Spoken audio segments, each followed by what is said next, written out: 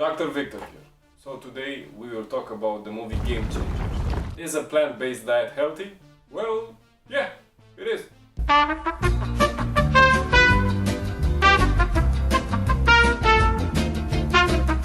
So watch until the end to find out if a plant-based diet is healthy or not on the long term.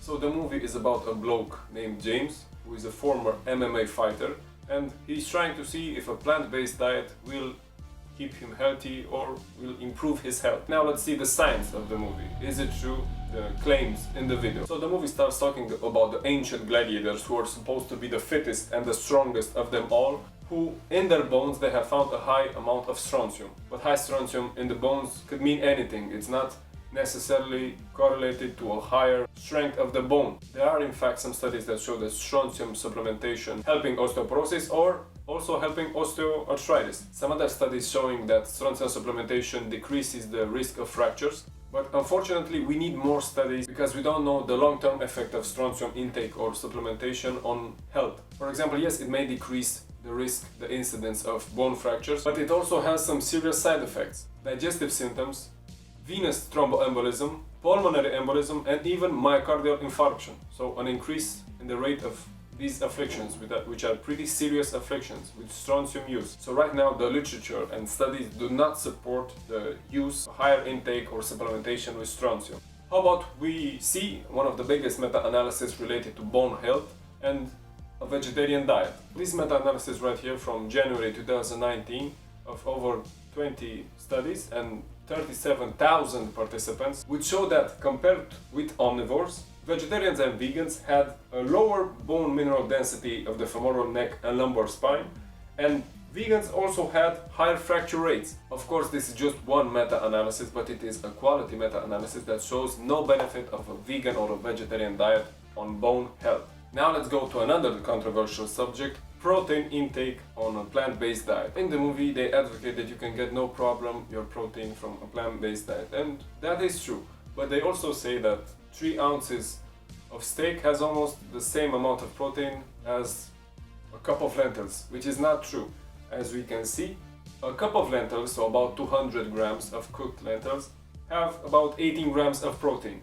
But 100 grams of steak, of cooked steak, so not 200 grams of steak, 100 grams of steak, has about 26 grams of protein. Also, studies show that for the same amount of protein, vegetable protein does have a lower effect on muscle protein synthesis than animal protein. Also, they mention a study that shows that those on a plant-based diet actually get more protein than those that are not on only a plant-based diet. It's just only one study, but other studies that are in the literature show the opposite, that vegan diets have actually the lowest intake in protein, the highest intake in fibers, of course. But overall, the studies show vegans or vegetarian diet having a lower amount of protein per day. But that doesn't matter. What matters is you can get your protein if you're on a plant-based diet, if you're not on a plant-based diet, whatever. But what you do need to know is if you're pursuing muscle growth, you can do it on a plant-based diet, but you will have to increase slightly the amount of protein per day to reach the same anabolic effect as animal protein. There are several factors involved, like leucine content and brute muscle anabolic response of animal protein, but you can do it on a plant-based diet, no problem. How about the fats from the animal products? Fats, fatty acids coming from animal products, saturated fatty acids, cause dysfunction in the blood vessel, preventing the blood vessel to dilate. This in the long term can increase the risk of cardiovascular diseases. So basically the studies show that saturated fats impair proper endotelial function and cause a reduction in blood flow. So this is indeed bad news for those consuming high amounts of fat from animal sources, saturated fats. But let's not forget that omega-6 fatty acids, which can be oxidized, primarily coming from vegetables, can also increase the cardiovascular risk.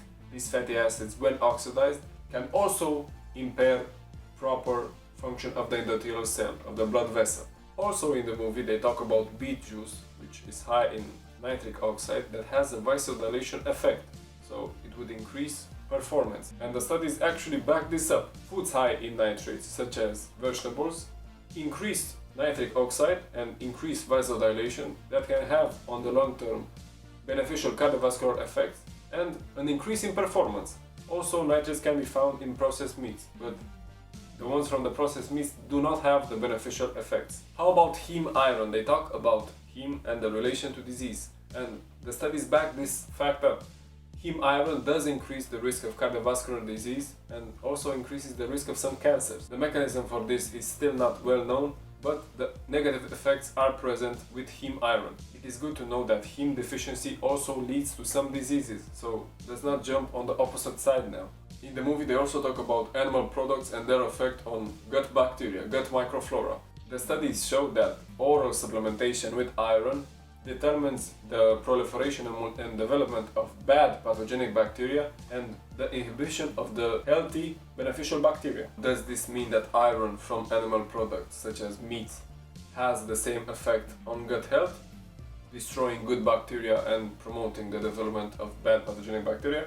We don't know. Usually bad pathogenic bacteria love iron. That's why when you have an infection, your body starts to hoard the iron reserves to prevent the bad bacteria from multiplying, because they use iron as a factor for their development. Another interesting fact, infants that were given iron orally developed a greater number of pathogenic strands in the gut, and it reduced the number of good bacteria in the gut. This means that iron from foods could have the same negative effect, but we don't know for sure. In the movie they also talk about the beneficial anti-inflammatory effects of plants and the antioxidant level in plants. Unfortunately nowadays antioxidants and antioxidant is just a buzzword that doesn't mean anything for our health, and the studies support this fact. In the studies, people that supplemented with antioxidants, so vitamins and other elements, actually on the long term increased their level of certain diseases, while they saw no benefit of the supplementation. So antioxidants and antioxidant level in a food means almost nothing for your health. But studies do show that in certain populations, such as those with rheumatoid arthritis, a plant-based diet reduces the symptoms and also improves inflammatory markers. Then they talk about vitamin C on a plant-based diet, that you can get high amounts of vitamin C on a plant-based diet,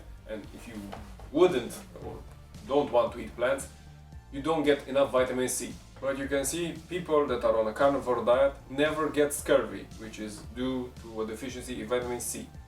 This is because that when you are on a carnivore diet and you don't eat that much carbs, you lower the daily requirements for vitamin C. Also, the original Inuit people who live among the snow and almost never see a vegetable in their life never have scurvy, because they get their vitamin C from the meats, especially from the internal organs of the animal they hunt. They also had amazing cardiovascular health, cardiovascular diseases rarely being present in this population, and also they didn't get scurvy. How about vitamin B12? If you're on a plant-based diet, those from the other camp will come at you with the argument that you don't have enough B12 in your diet if you're a vegan or a vegetarian. It is true that the highest amount of B12 you can get from animal products. Yes, there are some non-animal foods high in vitamin B12, but indeed vegan and vegetarians are at an increased risk of vitamin B12 deficiency. Also, it is of note related to the population that had the highest number of centenarians, so people over 100, the Okinawans. They barely ate animal products, and the bulk of their diet was predominantly plant-based,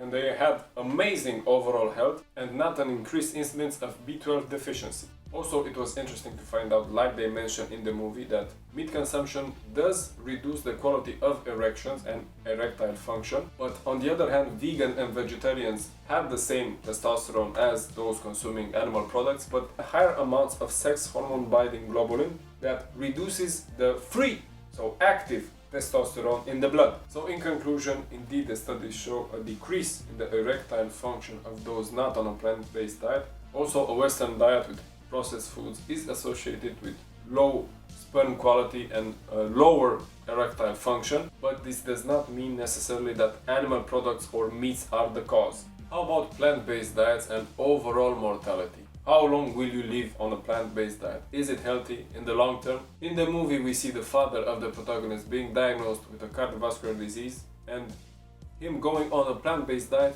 to try to reverse the disease. Well, the studies do show indeed a beneficial effect of plant-based diets on reducing the risk of cardiovascular disease and actually reversing, so reducing the markers of cardiovascular disease in the long term. If you are on a plant-based diet, this does not mean by default you are eating healthy. There are a lot of unhealthy, sugary, vegan or vegetarian foods or processed foods that are horrible for their health, like they sometimes promoted in the movie with vegan or vegetarian alternatives to junk foods, which are just junk foods that are deleterious to your health but are vegan or plant-based. So that doesn't mean anything. If your main goal is health and you want to go on a plant-based diet, still focus on whole foods that are not processed and added with tons of chemicals and preservatives. The studies also show that substituting red meat with quality plant-based foods, so not processed carbohydrates, sugary drinks, will increase the cardiovascular profile, will improve blood lipids, and will increase overall cardiovascular health. It is presented in the movie the relation between milk consumption and estrogen, and indeed, as this study shows, milk consumption of men and children increased the amount of estrogen and also created several imbalances in the blood profile. Now, related to pregnancy and a plant-based diet, there are some things to be noted. The cortisol level does increase in relation to the number of meat portions, even if it is fish or red meat, and the cortisol level decreased when they consumed higher amounts of vegetables. These were observational studies, so no amazing quality studies. If a pregnant woman is on a plant-based diet, does it give birth to a healthy child, or are there some risks? The studies show that there are no contraindications if you are pregnant and on a plant-based diet, but you do have to be careful related to certain aspects. For example, B12 deficiency is a problem with pregnancy, and a plant-based diet can increase this risk. And by the way, you don't screw around with B12 in pregnancy, because a deficiency can lead to neurological disorders. Serious neurological disorders called neural tube defects, such as spina bifida and anencephaly, where the baby is born without parts of its skull or brain. So yes, you can give birth to a healthy child on a plant-based diet, but you have to be even more careful with B12 levels and vitamin D levels, which can also be decreased on a plant-based diet. So, in conclusion, is a plant-based diet healthy, like the movie shows and promotes? Well, yes, it is pretty healthy. Let's not forget that the population that had the highest amount of centenarians, the Okinawans, were primarily based on a plant-based diet. A plant-based diet also reduces the risk of cardiovascular diseases, which is the #1 killer nowadays. So if you want to go on a plant-based diet for overall health, go for it, no problems. But remember, you can still eat unhealthy and increase the risk of certain diseases while on a plant-based diet. Overall, in the movie, about 90% of the information was quality information, true in the literature. So it's a good movie that will promote a healthy diet and a plant-based diet. So thanks for watching, hope you liked the video, learned something new, like, subscribe, and we'll see each other in the next video. Salut!